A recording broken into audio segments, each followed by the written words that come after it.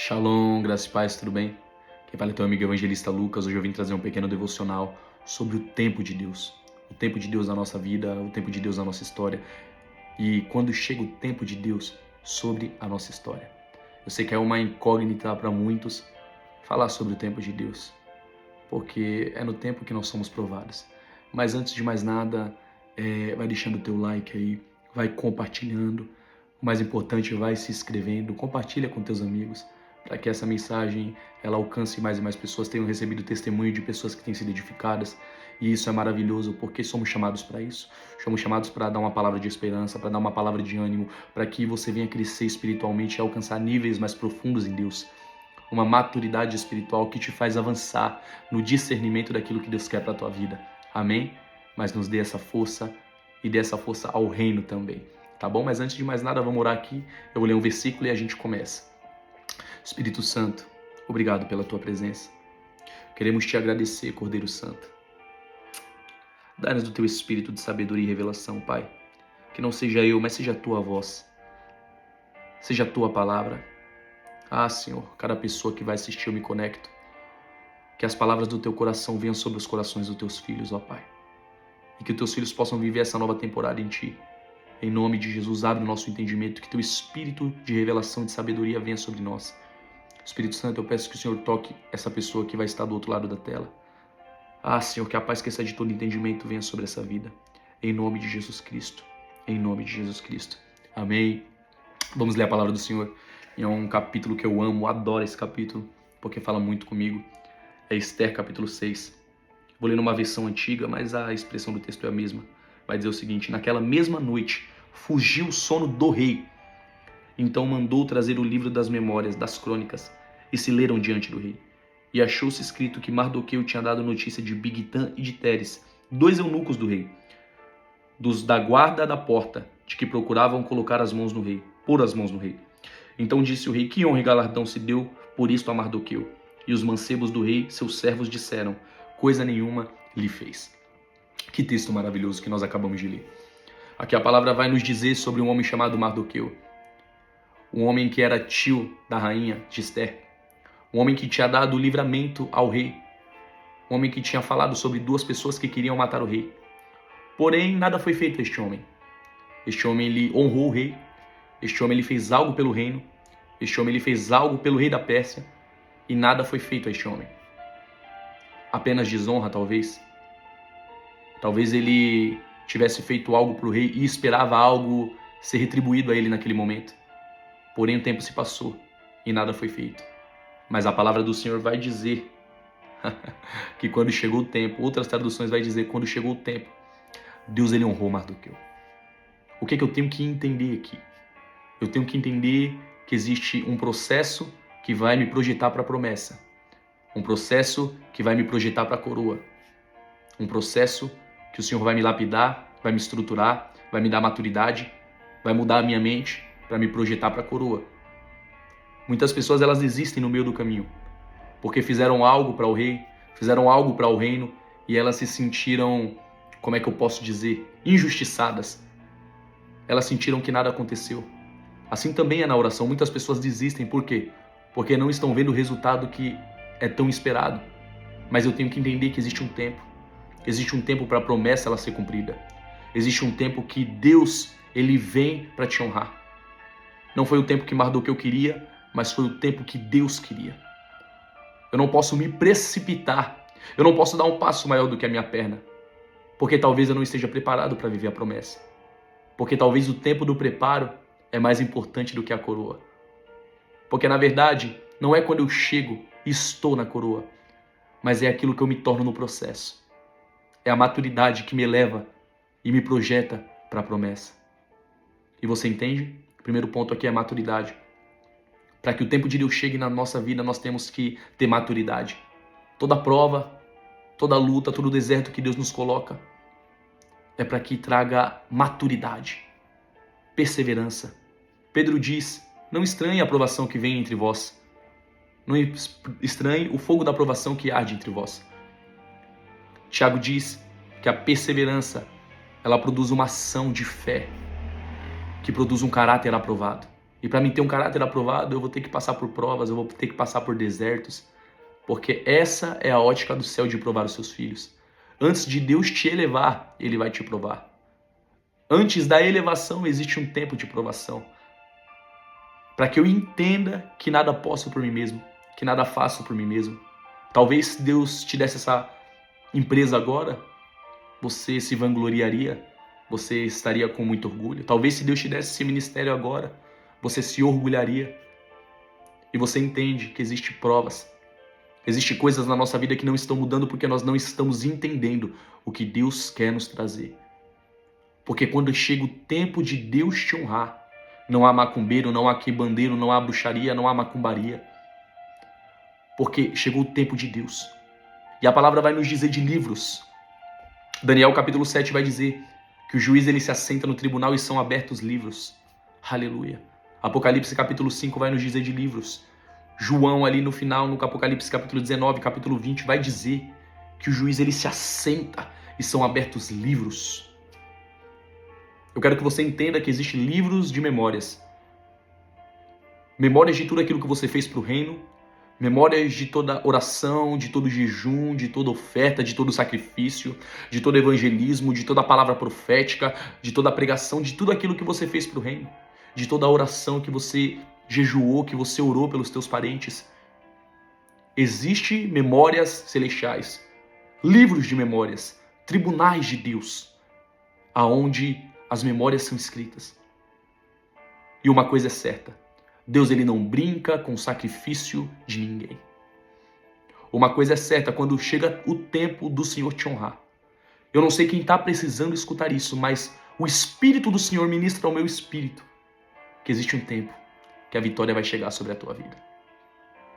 Se você está sendo fiel, se você está cumprindo os princípios, se você tem honrado a tua liderança, se você tem ficado no teu lugar em secreto e não tem dado um passo e nem saído do posicionamento que Deus quer que você tenha mediante esta luta, existe um tempo certo que o céu ele vem te honrar, que os anjos eles descem para responder. Obrigado, Espírito Santo. Atos capítulo 10. Eu amo esse texto. Vai dizer que um homem chamado Cornélio, ele dava continuamente esmola e orava ao Senhor. O anjo ele desce e fala: Cornélio, as tuas orações e as tuas esmolas têm subido diante do céu. Aleluia. O que eu quero que você entenda, meu querido. Obrigado, Espírito Santo. Lucas capítulo 18 vai dizer que uma viúva, ela vinha diante do juiz, o juiz da iniquidade, e falava: faz justiça ao meu adversário. E chegou um tempo que o juiz ele disse: eu não temo a Deus nem um homem, é verdade. Mas como ela me importuna, farei justiça a ela. E Jesus ele volta para a multidão e fala: viste bem o que o juiz da iniquidade fez? Será que ele não fará justiça aos seus escolhidos que estão clamando a ele dia e noite? Certamente ele fará justiça e depressa. Mas quando o Filho do Homem vier, será que ele achará fé na terra? Que ele mandará o que eu tenho que entender? Que o tempo da aprovação existe um tempo determinado para a honra de Deus chegar sobre a minha vida. Tem muitas pessoas que estão sendo afligidas, tem muitas pessoas que não estão vendo a mão de Deus, mas você tem que entender que isso está te dando capacidade para suportar, está te dando maturidade, está te dando uma nova estrutura. Você não precisa se sentir capaz, Ele te capacita. Deus não unge cabeça errada, Deus não escolhe cabeças erradas. Se você está passando por essa provação, é sinal que depois dessa provação vai gerar um peso de glória, que não só vai fluir para a tua vida, mas vai fluir para a tua geração, para a tua família. Aleluia. Rompedores, eles rompem as dores. Vencedores, eles vencem dores. E você entende que quando essa provação acabar, Romanos capítulo 8, versículo 18 e 28, ela vai ter que acabar ao teu favor, porque todas as coisas cooperam para o bem daqueles que amam a Deus. Então tudo aquilo de mal ou de bom que te acontece vai contribuir para que acabe ao teu favor. Deus ele é fiel, ele não brinca com o sacrifício de ninguém. Josézinho, ele foi jogado na cova, ele foi chacotado pelos seus irmãos.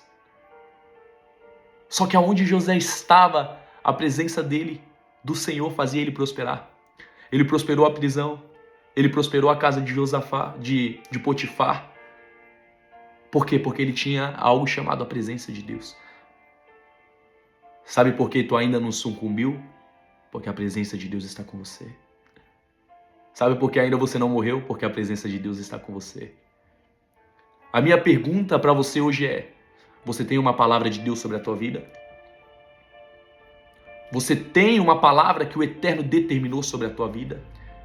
Obrigado, Espírito Santo. Isaías capítulo 60, no final, ele vai dizer: eu, o Senhor, no tempo certo, farei acontecer. Porque existe uma promessa de Deus que não te deixa morrer. E a promessa de Deus, ela está te projetando para a coroa. Às vezes temos que passar por humilhações. Às vezes somos desacreditados. Às vezes as pessoas levantam fofoca sobre nós. Mas é porque o inimigo sabe que você é chamado para algo grande. Porque o inimigo sabe que o anjo do Senhor está chegando perto de ti para te dar essa vitória.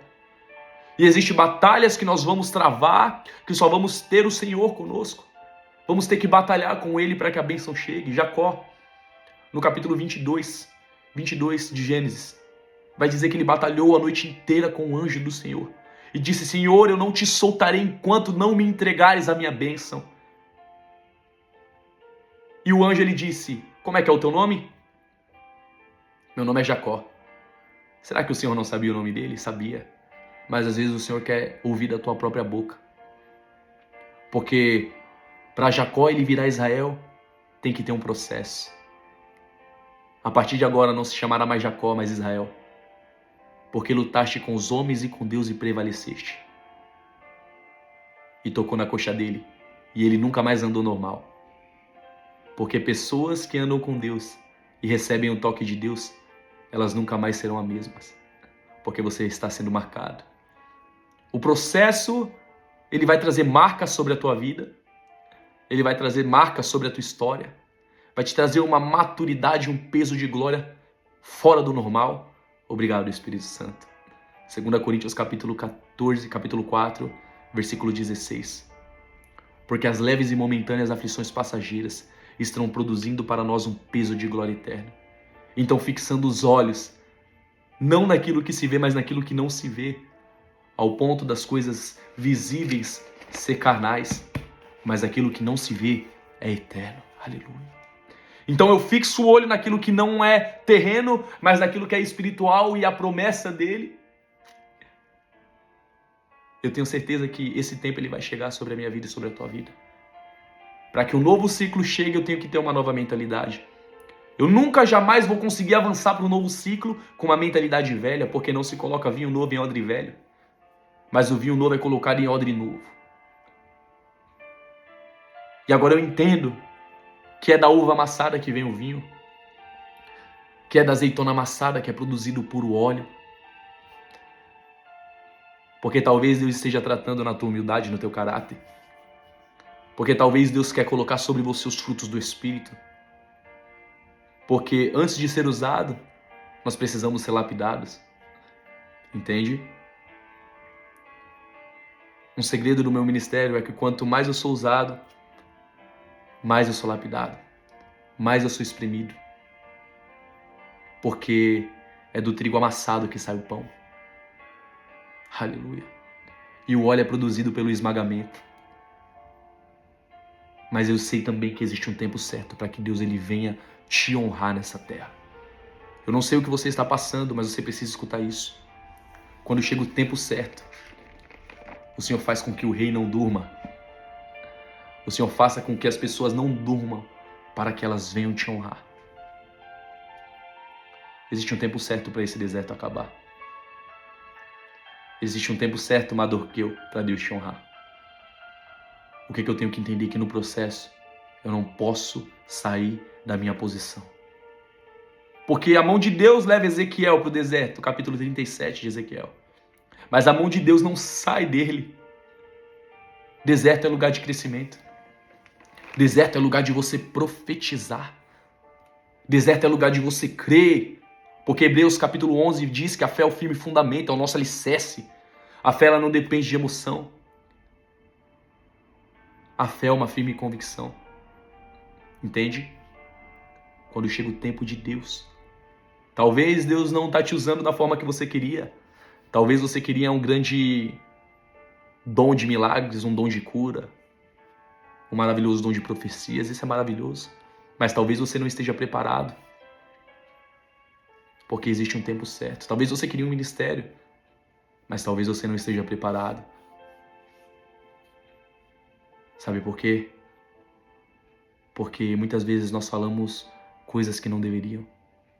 Falamos e contamos os nossos sonhos para as pessoas que não compartilham da mesma visão. E para que eu alcance a promessa, eu tenho que me cercar de pessoas que compartilham da mesma visão. Primeiro ponto, maturidade. Segundo ponto, perseverança. Eu vou ter que perseverar. Deserto é lugar de perseverar. E a palavra do Senhor diz em Isaías 43, versículo 19: porventura estou fazendo um caminho novo, colocarei rios no ermo e rios no deserto. A minha pergunta é, você tem uma promessa?